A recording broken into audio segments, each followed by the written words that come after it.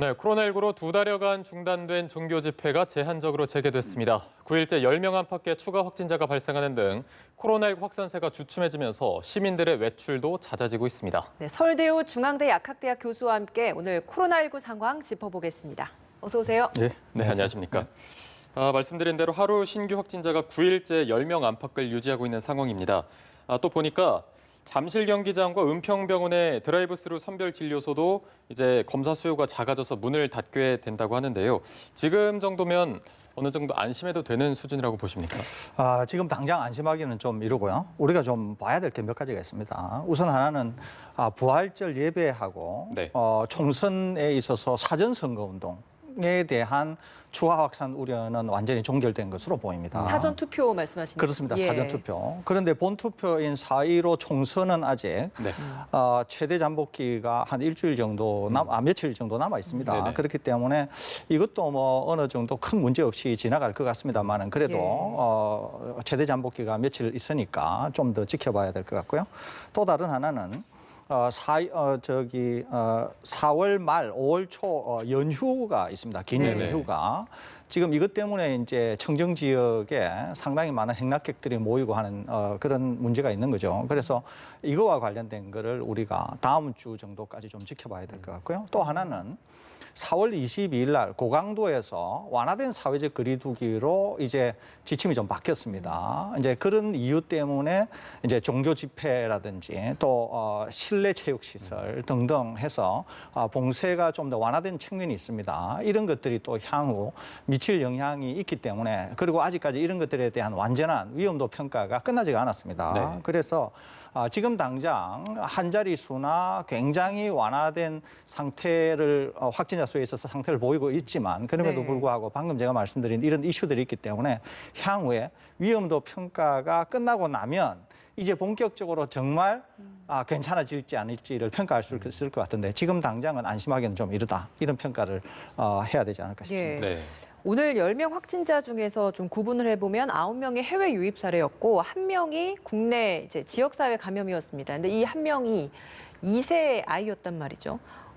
사실 스스로 이제 어딘가를 외부 활동을 하는 건 어려운 굉장히 어린 나이이기 때문에 주변 가족들로부터 좀 확진이 되지 않았을까라는 생각이 드는데 감염 경로가 좀 확인이 됐나요? 아직 확인이 안 됐습니다. 그런데 이제 가족들로부터 전파가 되었을 것으로 추정이 되지만 그렇게 예단하기는 어려운 것이 예를 들면 네. 2세 아이이기 때문에 병원을 갔다 올 수도 있고 그러니까 병원에서 누군가에게 접촉이 되어서 전파가 됐을 수도 있고 예. 다른 경로에 의해서 이제 전파가 됐을 수도 있습니다. 그렇기 때문에 현재 정밀한 역학 조사를 하고 있는 것으로 생각이 되고 대구 지역도 상당히 안정화되고 있지 않습니까? 네. 그러는데 이게 지금 대구의 여하거든요. 그쵸. 그렇기 때문에 상당히 주의 깊게 보고 있는 것으로 생각이 됩니다. 아직까지는 역학 조사 결과가 안 나왔기 때문에 아마 좀 더 지켜봐야 될 것으로 생각이 됩니다. 네.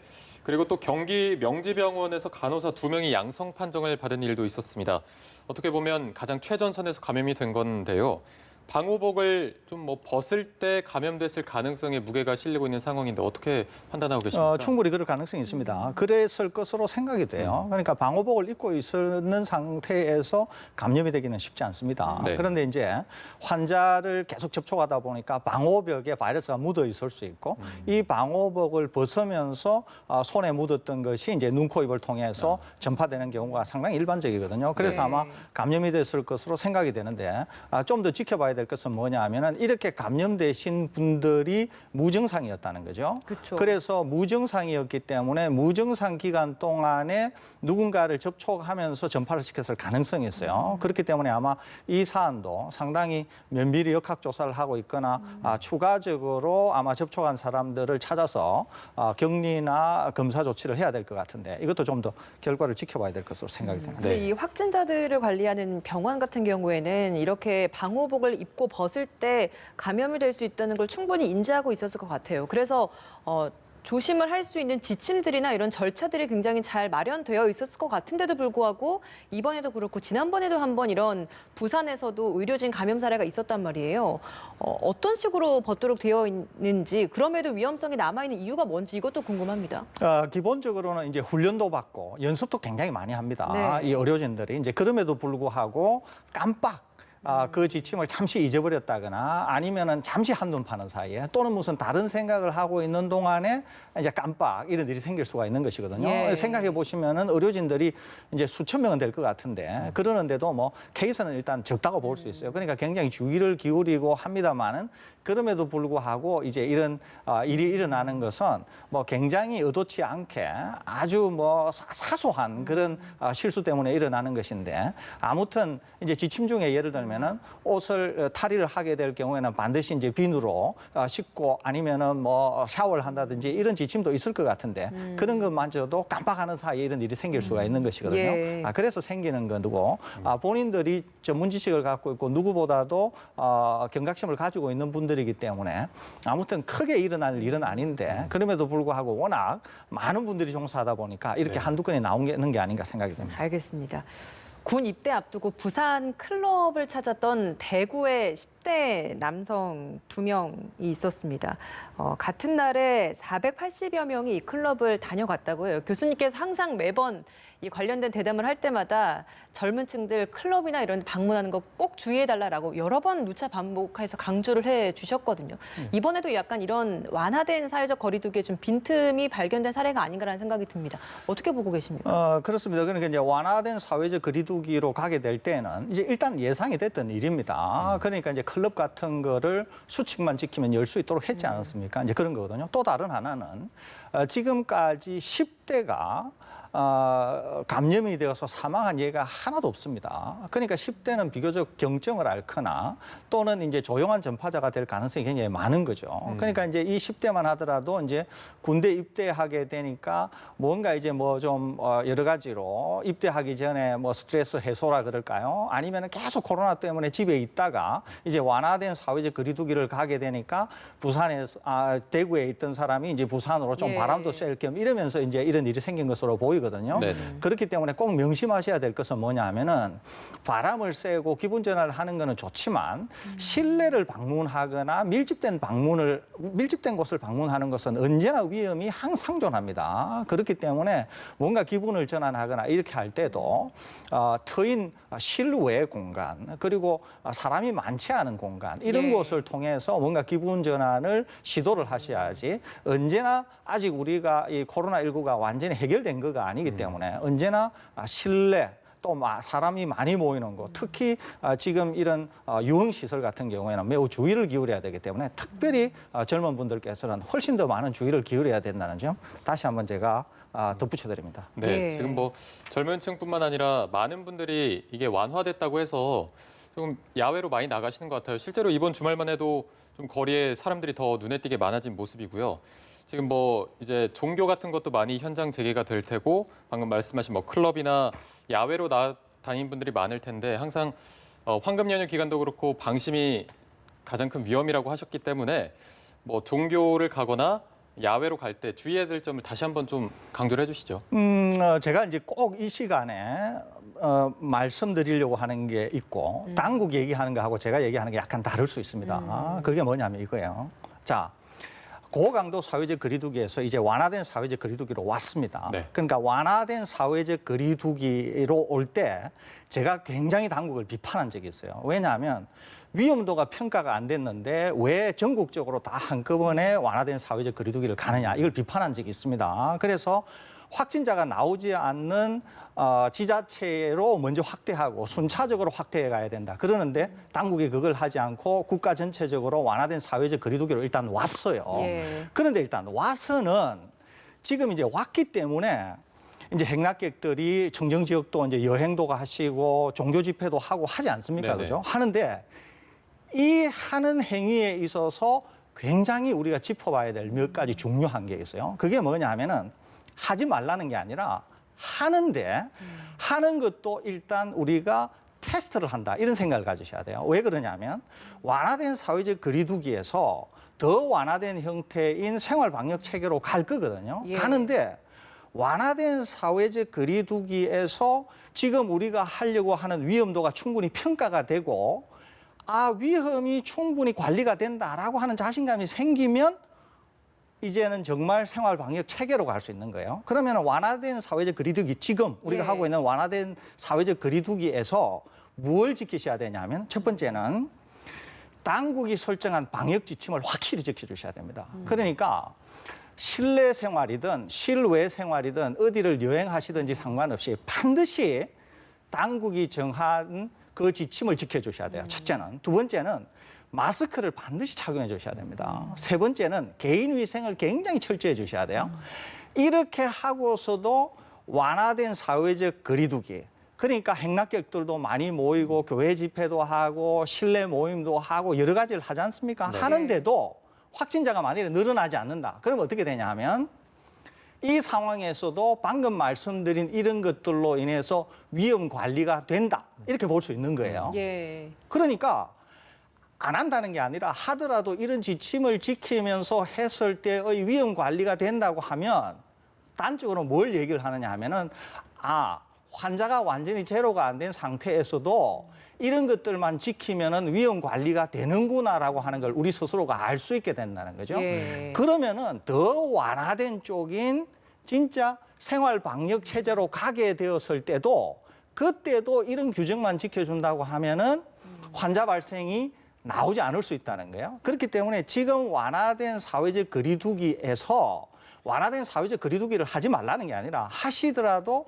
방금 말씀드린 것처럼 방역 지침을 준수하고 마스크를 꼭 착용하시고 개인 위생을 철저히 한다고 하면 그래서 위험 평가가 된다고 하면 그래서 한 2주 정도 위험 관리가 된다고 하면 이제 우리나라는 상당히 좋은 국면, 그러니까 생활 방역 체계로 가도 되는 정도의 그런 위험 관리가 되는 국가다. 이렇게 우리가 평가할 수 있는 것이거든요. 그렇기 때문에 지금 한 2주간이 굉장히 중요하다. 이렇게 이해하시면 되겠습니다. 예. 네. 그러면 이런 것들을 저희가 좀 예측을 하기에는 지금으로부터 한 2주 후 정도면 충분히 좀 판단을 할 수 있는 거겠네요. 그렇습니다. 그러니까 향후에 이제 4월 20일 날 완화된 사회적 거리두기를 했으니까 5월 초 정도면은 2주가 되는 것이죠. 그렇죠. 그런데 이제 2주로 나누었을 때 두 번째 단의 1주는 한 주 정도 더 있어야 그 위험도가 평가가 되는 것이거든요. 예. 그러니까 4월 20일로부터는 3주째까지가 평가가 되면서 제가 방금 말씀드린 것들이 충분히 그 지켰을 때 환자가 더 이상 나오지 않는다. 또는 지금 수준으로 유지가 된다. 이러면은 우리나라는 완전히 안전한 국면으로 접어들게 된다. 이렇게 평가할 수 있는 것이거든요. 예. 그래서 그런 점을 좀 염두에 두셔야 되지 않을까. 그런 이렇게 생각이 차원에서 듭니다. 지금 이 시기에 국민들의 협조가 더더욱 중요한 그렇습니다. 것 같습니다. 국내 31번째 환자, 최장기 입원 환자다라고 여러 번 저희가 언급을 했었습니다. 24일 날 입원 67일 만에 퇴원을 했다고 합니다. 그러니까 보통 평균치는 한 2, 3주 정도면 퇴원을 하는데 굉장히 좀 길었단 말이죠. 그렇습니다. 특별한 좀 이유가 있었는지도 궁금합니다. 이유는 알 수 없지만 이제 우리가 가지고 있는 지식을 동원해서 이해를 하면 이렇게 되는 거예요. 환자가 아주 우리가 알고 있는 것처럼 고령의 기저질환 예. 또는 기저질환 또는 고령자들이 위험하다는 거 알고 있지 않습니까? 그럼에도 불구하고 빨리 확진이 되고 치료에 빨리 돌입하게 되면은 결과가 아주 좋습니다. 그 얘기는 뭐냐면 젊은 분이냐 나이 드신 분이냐 기저질환이냐에 상관없이 빨리 확진되고 신속히 치료에 돌입하게 되면은 결과가 좋다는 것이거든요. 예. 그런데 우리가 아는 것처럼 31번째 확진자는 바이러스에 대량 노출될 가능성이 많고 아주 초기에 확진이 됐다기보다는 비교적 늦은 시기에 확진이 됐을 가능성이 많습니다. 왜냐하면 예. 본인이 정상을 보이는데도 사회 활동을 좀 하지 않습니까? 그죠? 예. 그러면서 확진이 되었거든요. 그렇기 때문에 이분은 신천지 대구 교회라고 하는 매우 특殊한 상황에서 대량의 바이러스에 노출됐을 가능성이 많고 확진이 좀 늦어졌기 때문에 이미 상당히 많은 바이러스를 몸에 지니고 있었고 그래서 다른 환자들보다는 진단이 늦어졌기 때문에 좀 비교적 늦은 치료에 돌입했을 가능성이 있어요. 아마 이런 요인들이 겹쳐서 다른 분들보다는 좀 더 치료 경과가 나빴고 오래 걸렸던 게 아닌가 이렇게 예. 생각이 됩니다. 네, 지금 코로나 국면에서 하나 변수로 작용하고 있는 게 재양성자 문제일 것 같습니다. 계속해서 증가하면서 총 263명으로 현재 파악이 된 상태입니다. 다행히도 2차 전파는 아직 없는 것으로 나오고 있습니다. 이 재양성에 대한 위험성은 어느 정도인지 이게 크게 걱정해도 될 정도의 상황은 아닌가요? 어떻습니까? 재양성 사례가 나왔을 때 이제 전 세계 언론이나 우리나라 당국도 굉장히 이제 긴장한 것이 사실입니다. 네. 그런데 이제 시간이 지나놓고 보니까 이제 점점 좀 파악이 되는 게 있어요. 이제 제 개인적으로는 확실히 정리를 했습니다. 당국과는 약간 결이 다를 수는 있어요. 그런데 제 개인적으로는 재양성이라고 하는 게 바이러스라기보다는 부서진 바이러스를 우리 진단 키트가 찾아낸 것으로 생각이 되고 예. 본인이 유증상이라고 느끼는 것들이 본인이 가지고 있는 감염에 대한 트라우마 때문에 유증상으로 느끼는 게 아닌가 하는 생각이 있어요. 예를 들면 이런 겁니다.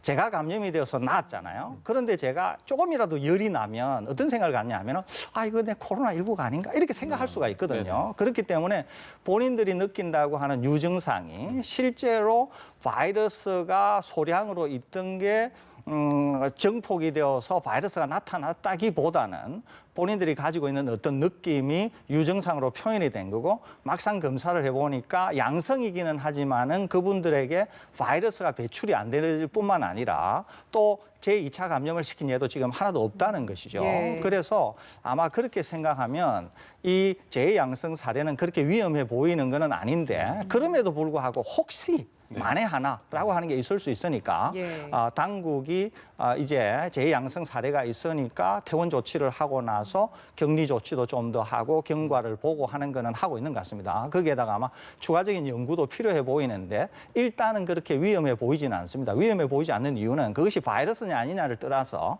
남에게 전파를 시키지 않는다고 하는 것이죠. 그런 점에서 위험은 크게 것 같지는 않은데 아무튼 좀 더 연구는 필요해 보입니다. 알겠습니다. 지금까지 서울대우 중앙대 약학대학 교수와 함께 오늘까지 나온 코로나19 상황 짚어봤습니다. 고맙습니다. 고맙습니다.